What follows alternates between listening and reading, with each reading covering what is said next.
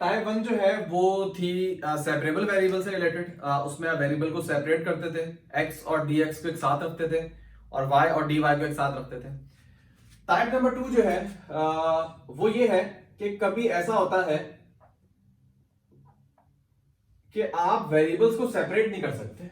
ऐसी कितनी एग्जाम्पल्स आप पढ़ोगे, अभी तो आपने स्टार्ट किया है। 8 मेथड है, इसका मतलब वो मेथड इसलिए बनाए गए हैं कि सारे सवाल सेपरेबल से सॉल्व नहीं हो सकते, क्योंकि सेपरेबल काफी इजी सवाल होते हैं। तो कभी ऐसा भी होता है कि आप कुछ ऐसा फंक्शन मौजूद होता है कि आप उसको सेपरेट की फॉर्म में रिड्यूस कर सकते हो। मतलब आप कुछ उसमें ऐसा ऑपरेशन परफॉर्म करो कि वो सेपरेबल का केस बन जाए। अब अगेन ये हर डिफरेंशियल इक्वेशन पे नहीं हो सकता। कुछ डिफरेंशियल इक्वेशन ऐसी हैं जो सेपरेबल से हो जाती हैं और कुछ डिफरेंशियल इक्वेशन ऐसी हैं कि जिनको हम सेपरेबल की फॉर्म में रिड्यूस कर लेते हैं, उसके बाद आप सेपरेबल की तरह सॉल्व कर लेते हो। तो ये जो केस है ये उन इक्वेशन को टारगेट करता है जो रिड्यूसेबल है, रिड्यूसेबल टू सेपरेबल। ठीक है, ये वाला केस है जिसमें हम बहुत ही मशहूर एग्जांपल है sec x प्लस वाई की, उसको सॉल्व करते हैं। तो एग्जांपल है बहुत ही इजी डिफरेंशियल इक्वेशन है dy अपॉन dx। इसके मैं आप लोगों को 2 सवाल करवा दूंगा। कोशिश मेरी ये कि तकरीबन सब बातें में से मैं कवर करवा दूं, बाकी आप एग्जांपल खुद सॉल्व करना समझ आ जाएगी आपको कहानी। इसमें अब देखो यहाँ पे सेपरेट नहीं कर सकते, आप कुछ भी काम कर लो यहाँ पे सेपरेट नहीं कर पाओगे। तो इसमें हम करते क्या है कि हम लेट कर रहे होते हैं। हम x और y का कुछ कॉम्बिनेशन होगा जिसको आप लेट कर रहे होगे। वो डिफरेंट सवाल पे डिपेंड करता है कि आपने किस चीज को लेट करना है, तो आपका केस काफी इजी बन जाए और उसको आप सेपरेट कर लो। ठीक है, ये हर सवाल पे डिपेंड करता है। कितनी दफा आप x की टर्म को ही अगर लेट कर लो, कुछ ऐसा लिखा हुआ हो कि आपने लेट किया, आपका सवाल इजी हो गया। ठीक है, लेकिन आप ज्यादातर सवालों में देखोगे ये हो रहा होगा कि x और y का कॉम्बिनेशन होगा जिसको आप लेट कर रहे होगे। तो यहां पे आप क्या करो, इसको सॉल्यूशन में आप ये करोगे कि आप लिखोगे let x plus y equal to z।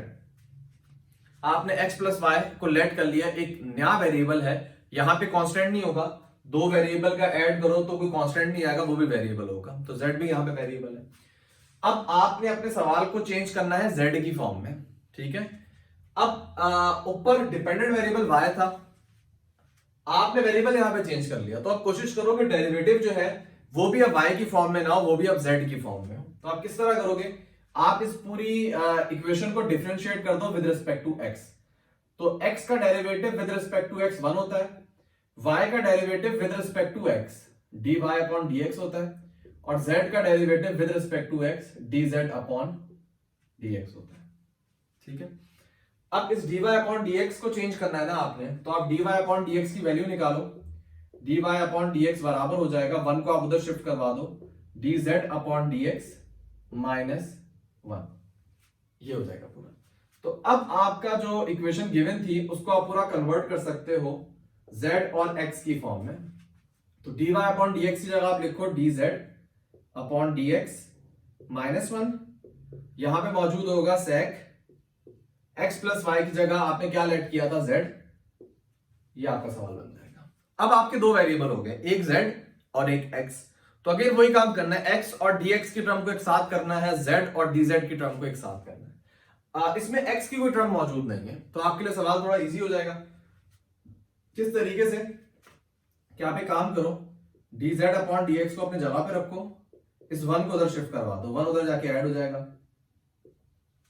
ठीक है, उसके बाद ये आपके पास एक पूरी टर्म है, इसको आप इन दोनों को ना एक 1 टर्म कंसीडर कर लो, 1 प्लस sec z, ये एक टर्म है। इस पूरी को उठा के आप डिनोमिनेटर में ले आओ और dx के टर्म को उठा के आप उधर ले जाओ। तो किस तरीके से होगा, इसको उठा के आप नीचे ले जाओ, ये हो जाएगा dz upon 1 plus sec z, और dx को आप उधर ले जाओ, ये dx जो है यहां पे आ जाएगा। अब अगर आप देखो आपकी एक साइड जो है उसमें पूरा z मौजूद है, एक साइड में पूरा x मौजूद है, आपने सेपरेट कर लिया। तो अब देखो अभी सेपरेट नहीं हो रहा था, लेकिन हमने कुछ ऐसा ऑपरेशन परफॉर्म किया कि हमने इनको सेपरेट कर लिया, यही ये टॉपिक है। उसके बाद अब अगेन वही बात, आपने इंटीग्रेशन करनी है। अब जो टॉपिक आएगा वो इंटीग्रेशन का होगा। अब इंटीग्रेशन कैसे परफॉर्म करनी है मैं आपको थोड़ी हिंट दे देता हूं। इसमें 2 मेथड तो मेरे जहन में आ रहे हैं कि जिससे आप इंटीग्रेट कर सकते हो। एक तो कि sec को आप कन्वर्ट कर दो 1 अपॉन cos में और फिर ऑपरेशन परफॉर्म करो, हो जाएगा। और दूसरा है कि आप वो टेंजेंट वाली इस पे आइडेंटिटी लग सकती है, उसके लिए आपको इस तरह लिखना पड़ेगा।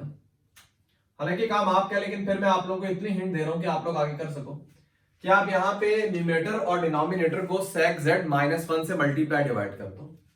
ठीक है, मतलब multiply numerator and denominator by sec z -1। जो आप करते हुए आ रहे थे ना कि डिनोमिनेटर के कॉन्जुगेट लो, उससे मल्टीप्लाई डिवाइड करो, वही काम आप करोगे तो ऊपर आ जाएगा sec z -1 और dz, और नीचे क्या होगा sec z +1 sec z -1, multiply करोगे तो ये हो जाएगा sec स्क्वायर z -1। अब मुझे पता है sec स्क्वायर z -1, ये चैप्टर नंबर 10 फर्स्ट ईयर में आपने पढ़ा था ट्रिग्नोमेट्रिक आइडेंटिटी में। ऊपर तो sec z -1 है और नीचे ये पूरी चीज जो है ये बराबर होती है टेंजेंट स्क्वायर z के। ठीक है, अब आप यहां पे एलसीएम ब्रेक कर दो, ये हो जाएगा sec z divided by tangent square z, ये हो जाएगा -1 अपॉन टेंजेंट स्क्वायर z, और बाहर क्या आपने लिखा हुआ है dz, और ये बराबर हो जाएगा dx के। अब यहाँ पे देखो 1 अपॉन टेंजेंट स्क्वायर जो है वो तो कॉट स्क्वायर के बराबर हो जाएगा। कॉट स्क्वायर को इंटीग्रेट करना कोई मुश्किल काम नहीं है, मैं आपको सिंप्लीफाइड फॉर्म में कन्वर्ट करता हूं इनको। sec z upon tangent square z, इसको जरा सॉल्व करते हैं। sec z होता है 1 upon cos z divided by, नीचे है टेंजेंट स्क्वायर z, तो ये हो जाएगा sin square z divided by cos square z। तो देखो एक cos से यहां पे एक कट जाएगा, ऊपर जस्ट 1 बच जाएगा, और नीचे क्या मौजूद होगा sin square upon cos z, तो ये cos z ऊपर आ जाएगा, ये बराबर हो जाएगा cos z upon sin square z के। ये सिंप्लीफिकेशन इस पे परफॉर्म होगी। ठीक है, फिर आप इसको काम कर सकते हो, आप इसको लिख सकते हो cos z upon sin z, और एक sin z को आप साइड पे कर दो। cos अपॉन sin क्या होता है cot, और 1 अपॉन sin क्या होता है cosec। तो डायरेक्ट आप इसको सिंप्लीफिकेशन इस तरह कर सकते हो कि अच्छा, अब मैं इंटीग्रल भी दोनों तरफ अप्लाई कर देता हूं। आप करोगे क्या, यहां पे आप लिख सकते हो integrate on both sides with respect to, left hand side पे z कर रहे होगे, राइट हैंड साइड पे आप x कर रहे होगे। अच्छा जी, इंटीग्रेट कर दिया आपने दोनों तरफ। अब मैं फाइनल फॉर्म इसकी नहीं लिख रहा, मैं आपको बस ये वाली बता रहा हूं कि इस पूरी चीज को जब आप सिंप्लीफाई करोगे ना, तो आपके पास ये आ जाएगा कि cot z cosec z dz। इसको जब आप सिंप्लीफाई करोगे, मैंने बताया ये आएगा, और आपने क्या किया इंटीग्रेट कर दिया, मतलब इंटीग्रेशन करोगे आप। फिर है -1 अपॉन टेंजेंट स्क्वायर क्या होता है cot स्क्वायर। अच्छा, cot स्क्वायर को आप इंटीग्रेट नहीं कर सकते, cot स्क्वायर को आप इंटीग्रेट नहीं कर सकते, तो cot स्क्वायर पे आप फॉर्मूला लगा दोगे। cot स्क्वायर किसके बराबर था, आपने बात पढ़ी होगी कि 1 प्लस टेंजेंट स्क्वायर बराबर होता है sec स्क्वायर के, और 1 प्लस cosec स्क्वायर बराबर होता है, मतलब cosec स्क्वायर z -1। ये आपको याद होगा, 1 प्लस कॉट स्क्वायर x बराबर है cosec स्क्वायर x के, और एक आपने पढ़ी थी 1 प्लस टेंजेंट स्क्वायर x बराबर होता है sec स्क्वायर x के, जो आपने अभी थोड़ी देर पहले अप्लाई की थी ये वाली, sec स्क्वायर -1। अगर आप टेंजेंट स्क्वायर की वैल्यू निकालो 1 को उधर भेज दो, sec स्क्वायर -1 टेंजेंट स्क्वायर, और यहां से अगर आप कॉट स्क्वायर की वैल्यू निकालो 1 को उधर भेज दो, cosec स्क्वायर z -1। तो ये आपने इतना सिंप्लीफाई कर लिया। उसके बाद राइट हैंड साइड में तो x है, उसको आपने इंटीग्रेट कर दिया। ये काम इसके बाद आपका है, कोई मुश्किल काम नहीं है। ये जो इंटीग्रल है ये बराबर हो जाएगा माइनस cosec के, cosec स्क्वायर का इंटीग्रल होगा माइनस कॉट, आई गेस 1 का भी इंटीग्रल इजी है, dx का भी इजी है, तो इसके बाद आपके लिए सॉल्व करना मुश्किल नहीं है। यहाँ पे आपने इंटीग्रेट करना है, जो भी आपके पास फंक्शन आएगा वो आपने लिखना है। जब आपके पास फंक्शन आ जाए तो आपने क्या करना है, दोबारा सब्स्टिट्यूट करना है। मैं काम करता हूं, मैं सवाल को सॉल्व करवा देता हूं ताकि आप लोगों को यहाँ पे आइडिया हो जाए कि इसका फाइनल प्रोसेस क्या होगा, क्योंकि इसमें दोबारा आपको सब्स्टिट्यूशन करनी पड़ेगी। दोबारा वापस इसको इंटीग्रेट करते हैं हम। कॉट कोसेक का इंटीग्रल क्या होता है, माइनस कोसेक। अच्छा, कोसेक स्क्वायर का इंटीग्रल क्या होता है, कोसेक स्क्वायर का इंटीग्रल होता है माइनस कॉट, क्योंकि कॉट का डेरिवेटिव होता है माइनस कोसेक स्क्वायर, तो कोसेक स्क्वायर का इंटीग्रल होगा माइनस कॉट। तो एक ऑलरेडी माइनस मौजूद है, तो माइनस माइनस पॉजिटिव, तो हो जाएगा cot z। फिर minus minus positive plus one का इंटीग्रल क्या होगा, जस्ट z आ जाएगा, और राइट हैंड साइड पे dx, और उसके बाद आप लगा दोगे plus c constant of integration. मैंने बताया था आप राइट हैंड साइड पे प्लस c लगा रहे होते हैं। उसके बाद देखो अब आपका सवाल था y और x की फॉर्म में, ठीक है, लेकिन आपका आंसर में z और x आ रहा है, आपने सब्स्टिट्यूट किया था ना, तो आपको दोबारा पुरानी वाली फॉर्म में लाना पड़ेगा। तो आप यहां पे क्या करोगे, आप z की जगह में लिखोगे z बराबर था x प्लस वाई के, तो आप लिखोगे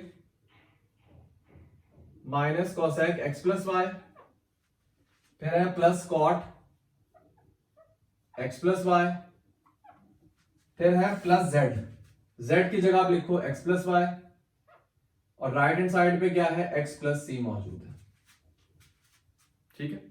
इक्वेशन के दोनों तरफ जो सेम होता है टर्म्स को आप कैंसिल करते हो, यहां पे भी x मौजूद है, वहां पे भी x मौजूद है, आपने कैंसिल कर दिया, तो फाइनल आंसर आपका आ गया minus cosec x plus y plus cot x plus y plus y equal to C. Again देखो y की फॉर्म में नहीं लिख सकते, क्योंकि आपके पूरे सवाल में y और x को सेपरेट नहीं आप कर सकते, तो आपका सॉल्यूशन इस तरह नहीं हो सकता कि y लिखा हुआ है, y के बाद x के टर्म में और प्लस कांस्टेंट, हमेशा ऐसा नहीं हो सकता, इसमें सब मिक्स फॉर्म है। लेकिन ये आपका यहाँ पे क्या है, आंसर। तो इस तरीके से आप अपनी डिफरेंशियल इक्वेशन को पहले सेपरेट करोगे, सेपरेबल का केस बनाओगे, उसके बाद आप इंटीग्रेट करके एंड पे दोबारा z की जगह पे x और y लेट करोगे, रीसब्स्टिट्यूट करोगे, और फिर आपके पास यहाँ पे आंसर आ जाएगा, ठीक है। उसके बाद मैं एक और एग्जांपल आप लोगों से यहाँ पे डिस्कस कर रहा हूँ, क्योंकि इस टाइप के आपको भी केस नजर आ जाएंगे। क्या होगी एग्जांपल, लेट कर लो आपके पास अगर लिखा हुआ हो dy upon dx equal to 3x plus 4y, और कांस्टेंट में 5 कर लेते हैं हम, डिनोमिनेटर में हो 6x प्लस 8y, कांस्टेंट में हम 9 कर लेते हैं, ये केस मौजूद हो। अगेन आप सेपरेट नहीं कर सकते, आप जितनी भी मेहनत कर लो आप x और y को अलग अलग नहीं कर सकते, मतलब x और dx और y और dy इनको अलग अलग एक साइड में मौजूद नहीं कर सकते आप। लेकिन अगेन वही बात आपको हिंट मिल जाती है कि आप लेट कर सकते हो। अब यहाँ पे हिंट क्या है, अगर आप पूरे देखो 3x प्लस 4y नीचे 6x प्लस 8y, आपको कुछ ना कुछ ताल्लुक लग रहा है इनके दरमियान में कि भाई ऊपर जो दो टर्म है ना उनको नीचे 2 से मल्टीप्लाई किया हुआ है, तो आप इसको इस फॉर्म में कन्वर्ट कर लो ताकि आसानी हो जाए कि 3x plus 4y plus 5 divided by, इन दो टर्म से आप 2 कॉमन ले लो, तो 3x प्लस 4y प्लस 9, नहीं 9 तो कॉमन, 9 से आपने कुछ भी कॉमन ही लिया ना, तो 9 को आप अलग लिखो, ये काम आपने कर लिया। अब आपको सिमिलर नजर आ रहा है न्यूमरेटर डिनोमिनेटर में, तो अब आप लेट का काम करो। यहां पे आप लिखो सबसे पहले लेट 3x प्लस 4y को हम लेट कर रहे हैं z के बराबर। अब यहां पे आप क्या करो, डिफरेंशिएट कर दो विद रिस्पेक्ट टू x, तो 3x का डेरिवेटिव क्या हो जाएगा, 3 के बराबर, 4y का डेरिवेटिव होगा 4 dy अपॉन dx, और z का डेरिवेटिव हो जाएगा with respect to x dz upon dx, ठीक है। अब क्या करना होता है, आपने dy अपॉन dx की वैल्यू मालूम करनी होती है, तो सबसे इजी काम क्या है कि सबसे पहले इसको इधर रहने दो, 3 को उधर ले जाओ, तो 3 उधर जाके क्या हो जाएगा नेगेटिव, उसके बाद आप इस 4 को डिवाइड कर दो दोनों टर्म से, तो dy अपॉन dx बराबर हो जाएगा, 4 को डिवाइड करो, ये हो जाएगा 1 अपॉन 4 dz अपॉन dx, और इसके नीचे भी क्या हो जाएगा 4 आ जाएगा। तो यहां से आपने वैल्यू निकाल ली dy अपॉन dx की, तो यहां पे आप पुट कर दोगे इक्वेशन नंबर 1 के अंदर, इक्वेशन 1 में dy अपॉन dx की जगह आप पुट करो 1 upon 4 dz upon dx minus 3 upon 4, और राइट हैंड साइड पे क्या होगा, 3x प्लस 4y की जगह तो आपने z पुट कर दिया, प्लस 5 अपनी जगह पे मौजूद है, नीचे 3x प्लस 4y की जगह z पुट करना है, 2 से मल्टीप्लाई होगा 2z, और प्लस 9 जो है वो अपनी जगह पे मौजूद है। अब आपने कुछ ऐसा करना है कि आपने इसको सेपरेट करना है, उसके लिए सबसे पहले आप इस कांस्टेंट को उधर ले जाओ, तभी मुझे कोई रास्ता लग रहा है कि सेपरेट होगा, वरना बड़ा मुश्किल हो जाएगा सेपरेट करना। हम जरा करते हैं कि भाई यहां पे हम माइनस 3 अपॉन 4 को उधर ले जाते हैं, पॉजिटिव हो जाएगा ये, तो यहां पे मौजूद होगा 1 अपॉन 4 dz अपॉन dx, और राइट हैंड साइड पे -3/4 जाके हो जाएगा पॉजिटिव 3/4, पॉजिटिव 3/4। अब थोड़ी आपको सिंप्लीफिकेशन करनी है यहां पे। सबसे पहले डिनोमिनेटर में आपके पास क्या आएगा, 4 2z + 9, ये आपने सिंप्लीफिकेशन की। 4 को मल्टीप्लाई करो दोनों टर्म से 4z + 20, 3 को मल्टीप्लाई करो दोनों टर्म से 6z + 27, और राइट हैंड साइड पे मौजूद है 1/4 dz अपॉन dx। 4 से ये वाला 4 जो है कैंसिल हो जाएगा। मजीद आपके थोड़े मसले हल हो गए। क्या हो जाएगा, dz upon dx equal to 4z + 6z, ये हो जाएगा 10z, 20 + 27 ये हो जाएगा 47, और डिनोमिनेटर में मौजूद है 2z + 9। ठीक है, अब आपको क्या करना है, अब आपको मजीद सेपरेट करना है यहां पे। तो सेपरेट करने का सीन ये होगा कि आप dx के टर्म को उधर ले जाओ और इस पूरे न्यूमरेटर को शिफ्ट कर दो लेफ्ट हैंड साइड पे। किस तरीके से कि जो डिनोमिनेटर है वो यहां पे न्यूमरेटर बन जाएगा, जो न्यूमरेटर है वो यहां पे डिनोमिनेटर बन जाएगा। तो ये हो जाएगा 2z + 9 divided by 10z + 47 dz, और dx को आप बदल ले जाओ ये। अब आपने x और dz को तो सेपरेट कर दिया, ये मसला तो आपका हल हो गया इस क्वेश्चन के अंदर। लेकिन अब एक और मसला है कि आप इंटीग्रेट कैसे करोगे। जब आप इस पे इंटीग्रल अप्लाई करोगे तब बड़ा मुश्किल हो जाएगा इंटीग्रेट करना। तो इसके लिए थोड़ा सिंप्लीफाई हम करते हैं। आप सिंप्लीफाई किस तरीके से करोगे, आप यहां पे आप देखो नीचे भी z ऊपर भी z, इनकी डिग्री सेम है। तो इसमें आप एक टेक्निक लगाते हो। टेक्निक क्या होती है कि इन दोनों को किसी तरह मैच कर लो। आप मैच कैसे करोगे, आप न्यूमरेटर को ना आप ये काम कर सकते हो कि आप न्यूमरेटर को मल्टीप्लाई कर दो 5 से, यहां पे भी 5 से मल्टीप्लाई कर दो। अब कंपनसेट करना है तो यहां पे भी 5 से मल्टीप्लाई कर लेना। तो इसका होगा क्या रिजल्ट, इसको जब 5 से मल्टीप्लाई करोगे ऊपर हो जाएगा 10z, इसको 5 से मल्टीप्लाई करो ये हो जाएगा, अल्लाह भला करे, 45। डिनोमिनेटर में मौजूद है 10z + 45 + 2, नहीं इसको मैं नहीं लिखूंगा अभी, हम नेक्स्ट स्टेप में करते हैं। +47 अपनी जगह पे, फिर आप लिख दो dz, और ये जो 5 है ये आप dx के साथ लिख दो। तो कंपनसेट आपने कर दिया, यहां पे 5 को मल्टीप्लाई किया, यहां पे 5 को मल्टीप्लाई कर दिया, कंपनसेट कर दिया आपने। अब आपने क्या करना है, अब आपने ये काम करना है कि आप न्यूमरेटर को इस तरह ब्रेक करो, 10z + 47 - 2, और डिनोमिनेटर में 10z + 47 ये हो जाएगा dz, यहां पे हो जाएगा 5 dx। अब आपके लिए इंटीग्रेशन करना काफी इजी है, मैं आपको बस हिंट दे देता हूं, बाकी आप लोग करना। 10z + 47 एलसीएम ब्रेक करना, ये हो जाएगा 10z + 47 डिवाइडेड बाय 10z + 47 जो कि 1 के बराबर हो जाएगा, -2 अपॉन 10z + 47। तो जो पहला 1 है उसका इंटीग्रल तो z हो जाएगा, और दूसरी टर्म आपके पास क्या होगी, -2 अपॉन 10z + 47। इसको इंटीग्रेट करना कोई मुश्किल बात नहीं है, इस पे जस्ट आप ln वाला फॉर्मूला लगाओगे। ln वाली इंटीग्रेशन आप किस तरह करते थे कि डिनोमिनेटर का डेरिवेटिव न्यूमरेटर में होना चाहिए। इस माइनस को तो पहले साइड पे करो, उसके बाद आप क्या करो कि डिनोमिनेटर का अगर डेरिवेटिव निकालो तो 10 आ रहा है, 10 ऊपर मौजूद होना चाहिए। ऊपर क्या मौजूद है, 2 मौजूद है। तो आप क्या करो, 5 से मल्टीप्लाई करवा दो। अब आपने 5 से मल्टीप्लाई करवाया तो 5 से डिवाइड भी करवाना पड़ेगा। ठीक है, तो अब जो डिनोमिनेटर है इस पूरे का डेरिवेटिव निकालो 10 जो कि न्यूमरेटर में मौजूद है। तो सिंपल इसका आंसर क्या हो जाएगा, -1/5 ln 10z + 47। इसको इस तरह कर दोगे इसका आंसर तो z हो जाएगा, और dx का इंटीग्रल क्या होता है, 5x होता है। तो इसको सिंपलीफाई आप लोग कर लेना, तो मुश्किल इंटीग्रेशन नहीं है, और आपके पास आंसर आ जाएगा। तो ये वाला केस जो देखने में मुश्किल लग रहा था, सबसे पहले आपने रिड्यूस किया। अच्छा, रिड्यूस करने के बाद याद रखना कि जो भी आपके पास फाइनल फॉर्म आए उसमें z की जगह आपने क्या लिखना है, 3x + 4y लिखना है। ये जब आप करोगे तब आपका सवाल क्या हो जाएगा, सिंपलीफाई। तो मैं लिख देता हूं कि रिमेंबर एंड पे,